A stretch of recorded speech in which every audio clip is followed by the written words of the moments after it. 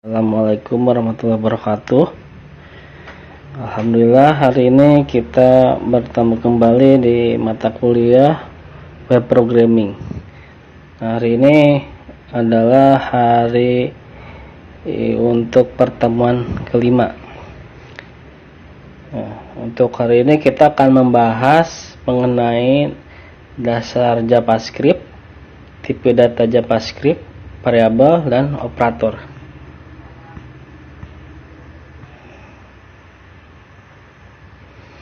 JavaScript merupakan bahasa pemrograman web yang bersifat client program. Client-side program language adalah tipe bahasa program yang pemrosesannya dilakukan oleh klien. Aplikasi klien yang dimaksud merujuk kepada web browser seperti Google Chrome dan Mozilla Firefox.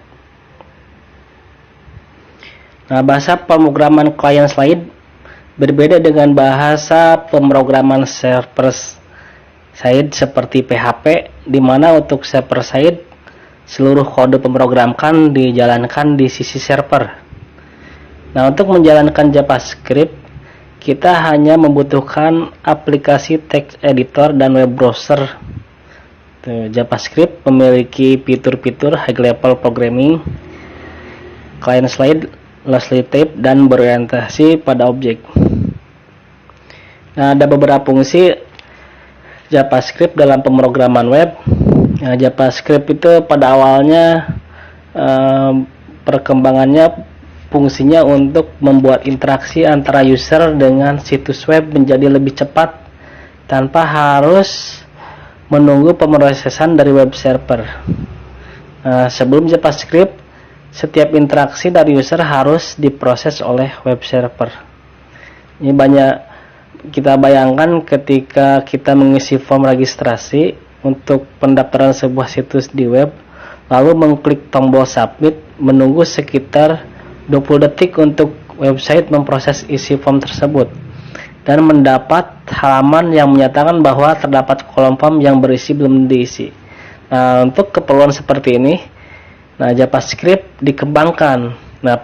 Pemrosesan untuk mengecek apakah seluruh form telah diisi atau tidak bisa dipindahkan dari web server ke web browser.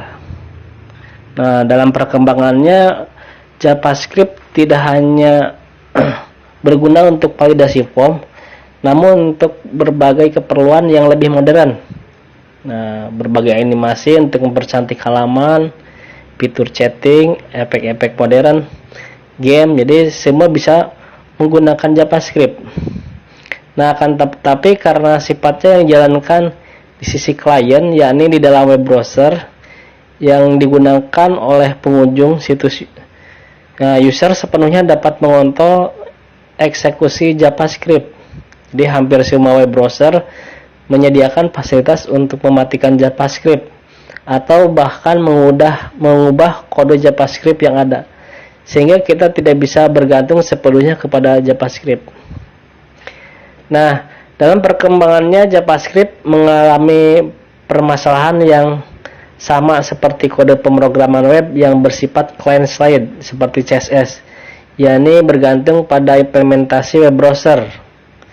Kode JavaScript yang kita buat bisa saja tidak bekerja di Internet Explorer karena web browser tersebut tidak mendukung, sehingga programmer harus bekerja ekstra untuk membuat kode program agar bisa mengakali dukungan dari web browser.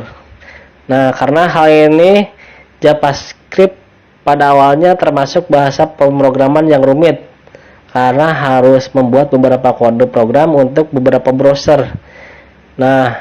Namun beberapa tahun belakangan ini JavaScript kembali bersinar berkat kemudahan yang ditawari oleh komunitas programmer yang membuat library JavaScript seperti jQuery.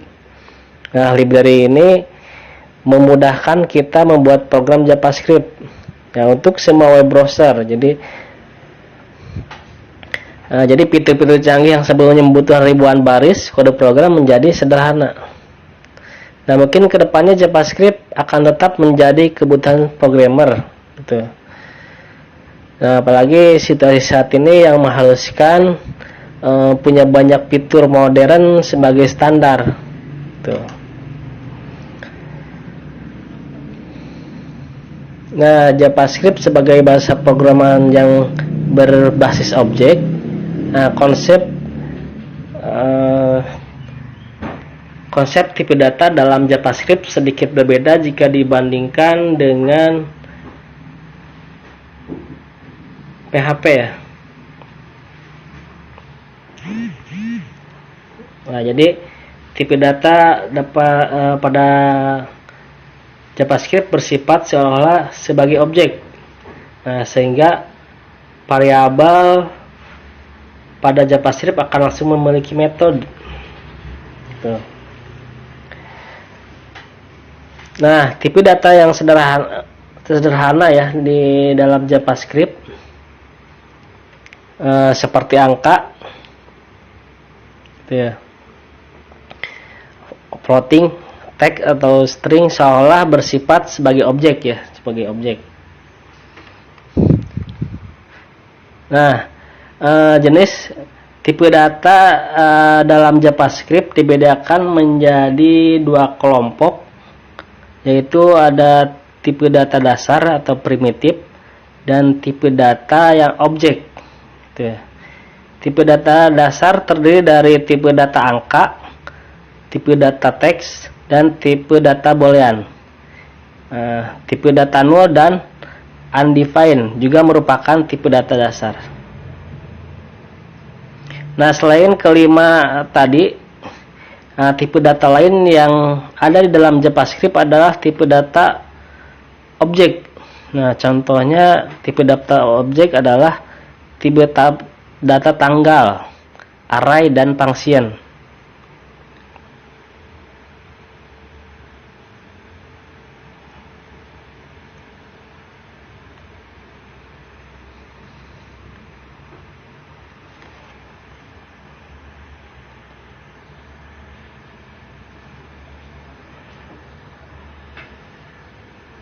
Nah, dalam bahasa pemrograman yang jenis prosedural, jadi setiap tipe data itu dapat berdiri sendiri untuk menjalankan beberapa perintah. Nah, kita menggunakan fungsi yang menjadikan variabel tipe data sebagai input untuk fungsi tersebut.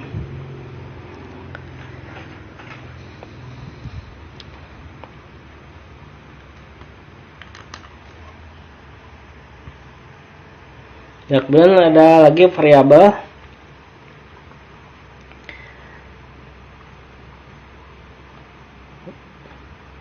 Nah, dalam bahasa pemrograman, variabel adalah penampung sebuah nilai. Itu ya. Variabel adalah tempat untuk menyimpan data atau informasi yang akan diproses yang berada dalam memori komputer. Nah, jadi kita bisa mengkategorikan, jadi variabel itu penampung atau penampung sebuah nilai. Jadi tergantung dengan nilainya dari variabel tersebut. Nah, sebuah variabel dalam JavaScript dapat bertipe angka, ada string, boolean gitu, atau yang lainnya. Ya, jadi tidak seperti bahasa pemrograman desktop seperti C++ dan Visual Basic. Di dalam JavaScript kita tidak perlu mendeklarasikan jenis tipe data. Tuh. Nah, seluruh variabel dalam JavaScript dapat berisi nilai apapun ya jenisnya, dan dapat diubah menjadi tipe lain sepanjang program ya, sepanjang jenis program seperti ini dikenal dengan istilah typeless programming language. Nah, jadi salah satu bahasa pemrograman yang juga berjenis typeless programming language adalah PHP. Nah, cara mendeklarasikan variabel di sini, contohnya var panjang, tinggi. Nah, jadi untuk aturan penamaan variabel JavaScript,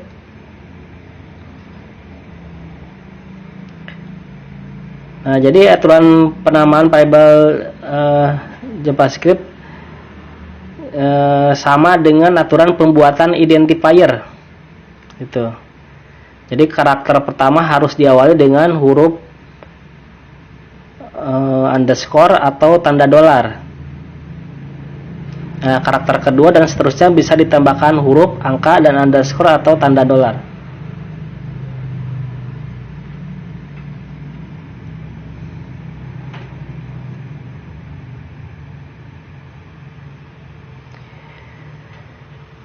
Nah, kemudian di sini berdasarkan jumlah daya yang disimpan dan diacu dengan namanya variabel dibedakan menjadi dua ya, ada variabel tunggal dan ada variabel tunggal.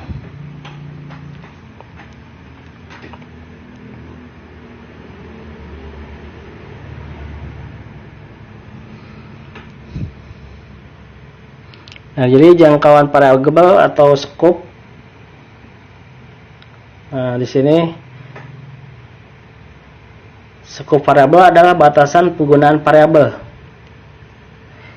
Jadi konsep tentang pembatasan akses dari sebuah variabel yaitu pada bagian mana sebuah variabel masih bisa diakses.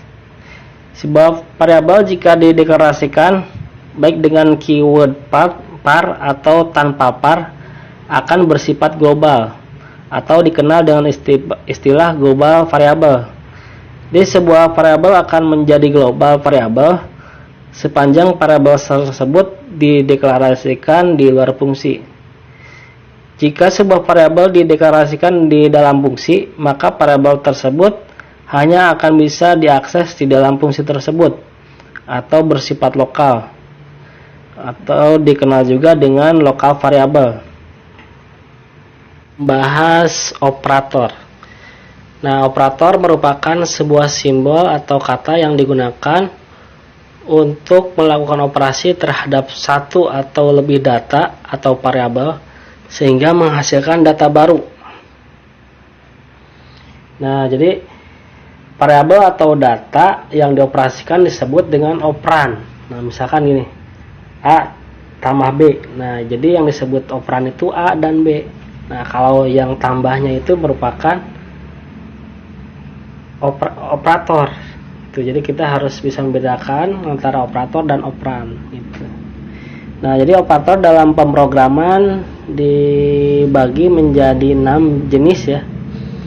Nah, ada operator aritmatika, kemudian operator perbandingan, operator logika, operator bitwise, operator assignment, dan operator kondisi.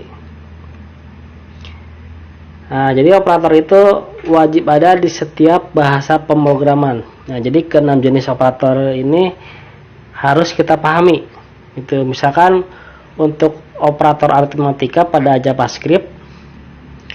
Nah, operator aritmatika merupakan operator untuk melakukan operasi aritmatika seperti penjumlahan, pengurangan, pembagian, perkalian.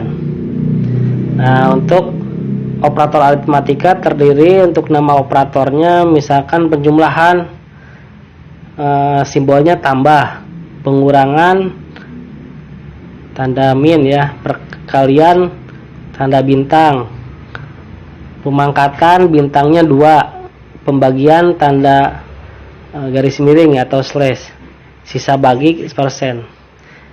Nah, untuk melakukan operasi perkalian kita menggunakan simbol asterik ya, bintang ya.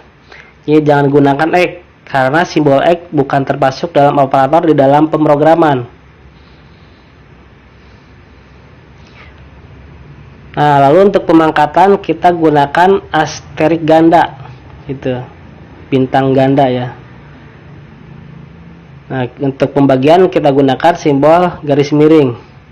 Nah, misalkan contoh misalkan di sini variabel A sama dengan 5, variabel B sama dengan 3. Nah, kalau untuk menggunakan operator penjumlahan berarti variabel C sama dengan A tambah B gitu. Nanti hasilnya menjadi 8 karena A tambah B ya. 5,3.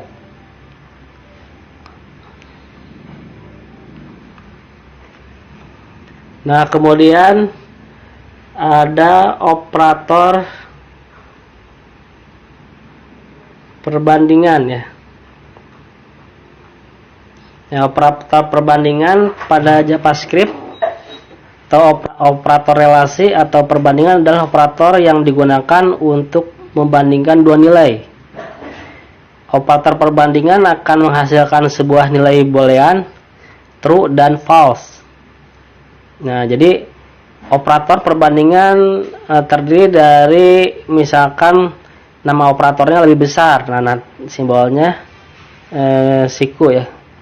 Ada yang operatornya lebih kecil, sama dengan, tidak sama dengan, lebih besar sama dengan, lebih kecil sama dengan.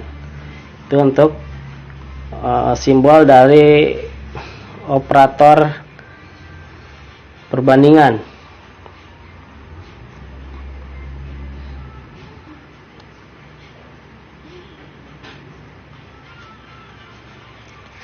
Nah, kemudian ada lagi operator logika.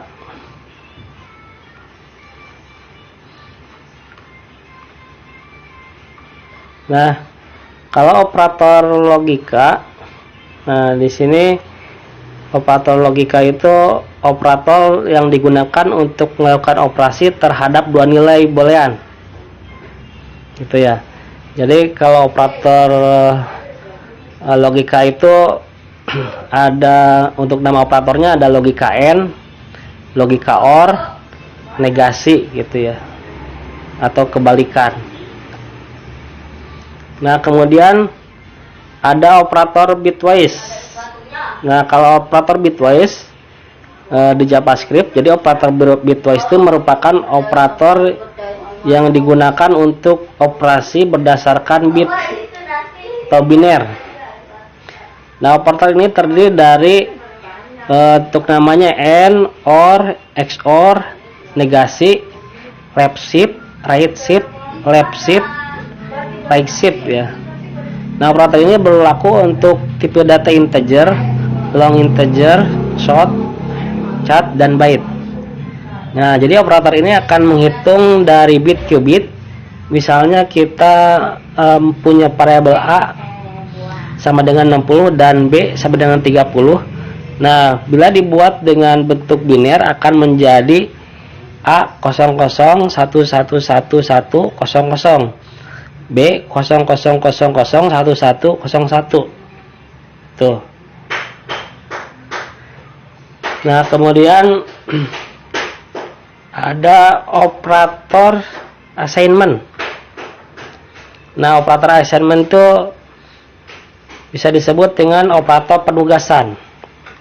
Nah, operator penugasan adalah operator yang digunakan untuk memberi tugas kepada variabel. Nah, biasanya digunakan untuk mengisi variabel. Misalnya contohnya variabel A sama dengan 19. Nah, variabel A kita berikan tugas untuk menyimpan nilai 19. Nah, itu jadi operator penugasan seperti itu. Nah, untuk operator penugasan, untuk nama operatornya ada pengisian nilai, pengisian dan penambahan, pengisian dan pengurangan, pengisian dan perkalian, pengisian dan pemangkatan, pengisian dan pembagian, pengisian dan sisa bagi. Nah, operator penugasan sama seperti operator aritmatika, dia juga digunakan untuk melakukan operasi aritmatika. Gitu. Nah, kemudian ada operator kondisi. Ya. Operator kondisi. Nah, untuk operator kondisi kadang disebut juga operator ternary pada JavaScript. Nah, operator ternary itu merupakan operator yang terdiri dari 3 bagian. Nah, jadi operator sebelumnya hanya 2 bagian saja, yaitu bagian kiri dan kanan. Nah, ini sebuah operator binary. Jadi sebenarnya operator trinary itu adalah bagian kiri, tengah, dan kanan. Nah, bagian kiri operator, bagian tengah operator, dan bagian kanan gitu. Jadi operator ternary pada JavaScript biasanya digunakan untuk membuat sebuah percabangan if else. Simbol operator ternary terdiri dari tanda tanya dan titik dua. Gitu. Nah, contohnya misalkan gini. Dalam kondisi misalkan benar atau salah. Nah, jadi dalam kondisi itu dapat kita isi dengan ekspresi yang menghasilkan nilai true dan false. Apabila kondisi bernilai true, maka benar yang akan dipilih, dan sebaliknya apabila false, maka salah yang akan dipilih. Nah, operator ini unik seperti membuat pertanyaan. Gitu. Nah, sampai di sini untuk materi pertemuan kelima, mudah-mudahan bisa dipahami. Sekian, assalamualaikum.